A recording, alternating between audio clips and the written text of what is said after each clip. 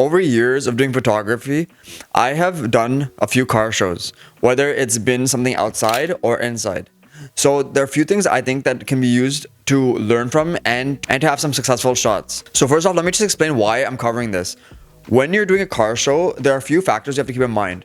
One is that these are other people's cars and they are most likely either going to have something around them or they are going to be a little bit harder to, go and see up close.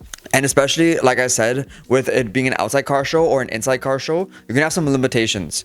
It could either be the lighting, it could be people just like literally stopping you from going and looking at the cars, especially like very nice luxury cars, or even just the environment itself. It may not be the most photogenic. So having done both of these situations before, I have just got a few different things I feel like I could share with you really, really well. Now, first up, with car shows, whether it's inside or outside, I do recommend you have a lens that's more of a hybrid lens, something that's a little bit closer range, but also that can go a little wide as well. Because of how car shows are laid out, and typically there being a lot of people and very limited space in terms of where you can actually go take the shot that's half decent, this will allow you to get two good things. One, it'll allow you to get the entire car, but also it'll allow you to get the exhibit that's around it and also some close-up shots. So the lens choice is up to you, but I think 24-70, even though it's a boring choice, it's something that will give you the best of both worlds. But you can go wider if you want to get even wider shots, or you can get something where it's like a 70-200, which you can get really close-up shots, but you will have to go farther for those farther, wider shots. So bear that in mind when you're taking those things. Now, the next up is actually a tip is whether it's a very busy or very empty, take advantage of the moment. So for example, if you can get a good lined up shot of maybe a lot of people around it, then maybe you can get the car in like this like little like window where you can have it look really busy but also really clean as well. Like these shots look really nice because maybe it gives it like a car meet feel.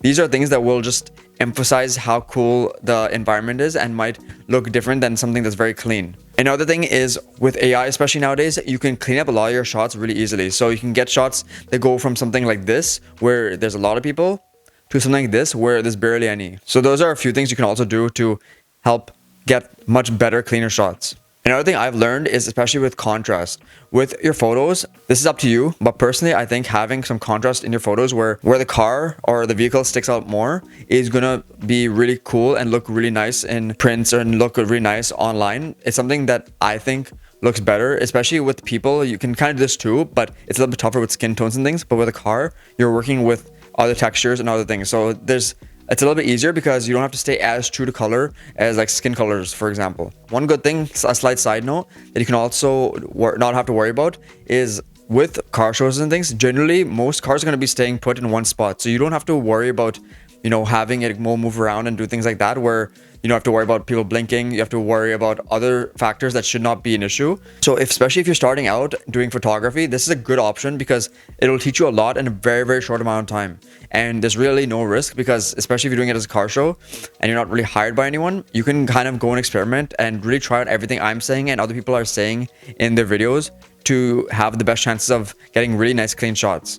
By the way, I mean clean as in like good professional looking shots. It doesn't have to have like nothing around it. It should have some kind of feel to it, but it should not have like the car obstructed or anything, or like someone standing right in the middle of it. It doesn't make any sense. Another two pieces of gear I also want to recommend, which will also help a lot, is carrying a CPL filter and a VND filter. These two filters will help negate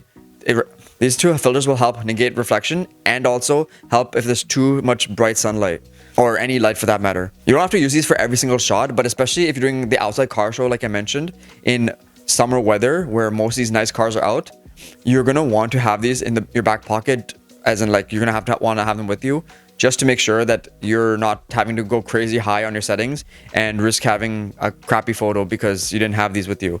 These will just save you a lot of time and hassle. Just highly recommend these.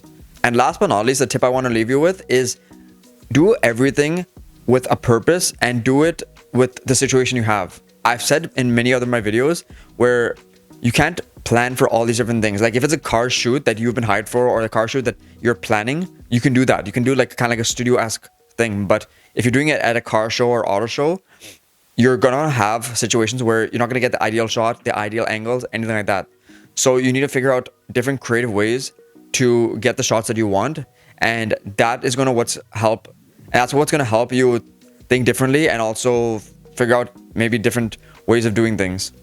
And that's what's going to help you think differently and also more creatively to get these certain types of shots to, or maybe think of certain things where other people are not thinking that way. So while this might kind of seem like a kind of simple type of photography, it can teach you so much and there's really no risk to it. So highly recommend trying this out. And again, I'm uploading this in the summertime. So, you know, there's plenty of time to go do stuff like this. You can also apply this in the winter, but summertime is when all the nice like luxury cars come out, all the like customized cars come out. So take advantage of that. And I think go out and take the shots you can, do whatever you can to make sure you're getting really cool stuff. Anyway, I hope you enjoyed. If you want to see another cool video related to this or other stuff, be sure to check out this video over here or check out the channel right over here. And if you want to hit me up on social media or ask any questions, I'm available right over here, or maybe it's somewhere else on screen over here. I hope you enjoyed. Hope you see you next video. Peace.